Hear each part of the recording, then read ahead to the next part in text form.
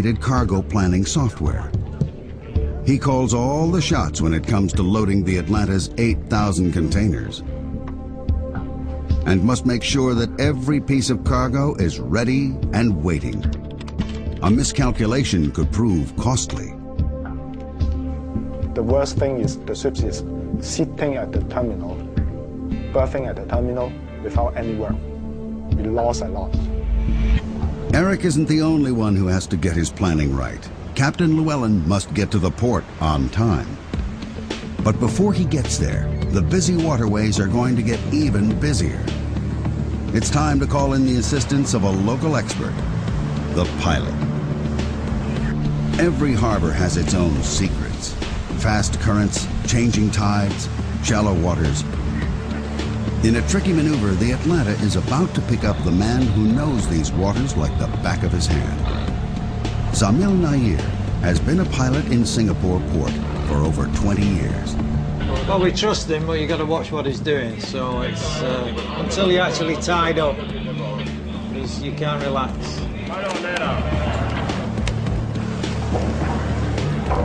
Bringing this megaship into dock is the most dangerous maneuver of any trip. Dead slow at the moment. The chain of command is strict and involves as many as 12 key individuals. Thank you, brother. Basically, I'm working closely with the captain, ship's captain, and he's using my expertise in ship handling and local knowledge to get the ship alongside. 314, steady, sir. Thank you. Dead slow ahead. Dead slow ahead. Sea Labrador, Pile Labrador. We've got a tug coming out there. It's going to be made fast at the stern on the port quarter. This tug is about 4,000 horsepower and it's a fairly big, powerful tug. So basically I'm going to swing the ship around to starboard and then backing down into the berth. Stop engines. Stop engine. With main engines stopped, the tugboat Labrador is tied to the stern of the Atlanta on the port side. Then it's dead slow ahead. Atlanta bridge, gangway ready. Okay, Tango 1, OCL. Tango 1, Tango 1. Will be starboard side, long side, bridge to bow, 249 meters. 249. Okay, I see one of your crane is down. Can you check on the crane, please? Okay, okay. The bigger the ship, the smaller the space, pilot. Yep. The bigger the ship, the smaller the space. Stop engines. Stop engine. Okay, Labrador, increase the full power. Yeah. At the stern is the Labrador, a 4,000 horsepower tug. Up front, the Atlanta's huge electric-driven bow thruster adds another 3,350 horsepower. All up, the pilot has over 7,000 horsepower at his command. By combining the pull of the Labrador at the stern and the power of the bow thruster, the pilot cleverly spins the Atlanta into position. When the spinning is over, it's time for some precision parking. Okay, Labrador, slow to port, Labrador. It's the ultimate shoehorning exercise. Dead slow. Dead slow. There's no margin for error. The Atlanta is 323 meters long. She's being parked in a space with only meters to spare. Stop engines. Stop engine. What have you got for it now? How much?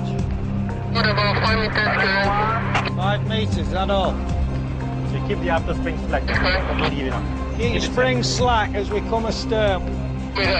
Even though they perform this operation hundreds of times a year, it's a tense time for all the crew. All the way on your forward spring now. All the way forward. 2 meters, 2 meters. Should be on the road in a minute.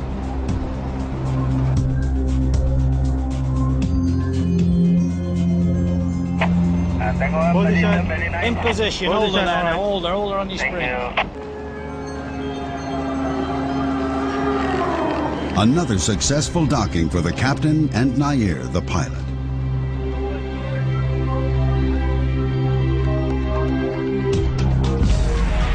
And the moment the Atlanta docks, things swing into action as the trucks line up for loading and unloading. Singapore is one of the largest container terminals in the world, handling 17% of the world's total container trade. In 2004, over 20 million 20-foot containers passed through the port of Singapore. For every single ship, every minute in port counts. A total of 4 giant cranes start moving the Atlanta's containers at breakneck speed. The pressure is on.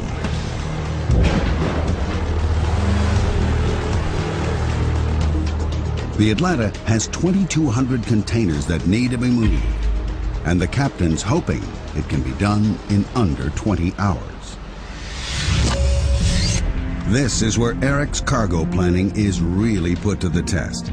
He has to pre-plan every move and allocate each container a specific position on the ship. No container should be moved twice. Double handling wastes time and money. So containers due to be unloaded at the next port must be stacked close to the top, while a container bound for America needs to be stacked deeper in the hold. The other major concern is keeping the ship balanced during loading.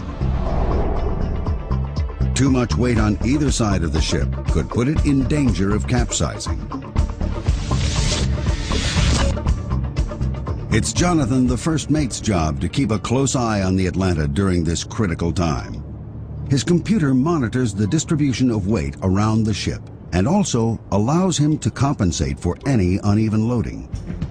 Deep in the ship's hull are a network of giant ballast tanks. By moving hundreds of tons of seawater between these tanks, Jonathan can keep the Atlanta on an even keel. To complicate this balancing act even further, the ship has to take on fuel. The Atlanta's tanks can hold over 7.5 million liters of diesel. This is a job for an expert.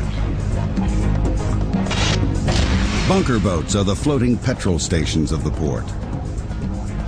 This is the only time the Atlanta will take on diesel for the round trip from Asia to America. Today, they're taking on nearly 7,000 tons. It's an operation that will take over 6 hours. With the price of fuel around $280 a ton, this little trip to the gas station will cost the captain nearly $2 million. While the engine's shut down, Alvin, the second engineer, can check out the crankcase. There are certain advantages to working on an engine this big. It's not often a man can stand inside a crankcase to check for loose bolts or undue wear on any of the moving parts. When a cylinder has a bore of nearly 1 meter and the piston has a stroke of 2.4 meters, any wear is going to cause serious trouble. Among the 2,200 containers being moved today are the 2 that started their journey 2 weeks ago in Australia. The container carrying the latest vintage of Australian Chardonnay needs to be moved quickly, but also with care. The last containers to be loaded on board are the refrigerated containers. These reefers are carrying perishable goods. The one carrying the Australian frozen seafood has to be kept at a temperature of -18 degrees throughout the entire journey. Jonathan, the first mate, hooks them up to the ship's power supply in order to get the refrigeration units working as soon as possible. While on board, the crew will check their temperatures twice a day, every day.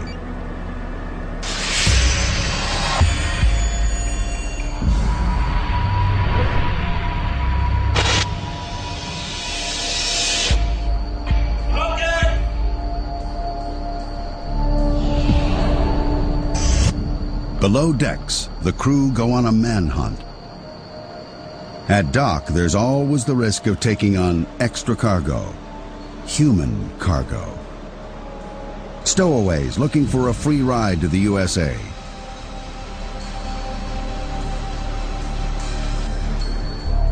Stowaways have been known to climb mooring ropes at night and are sometimes even hiding inside the containers.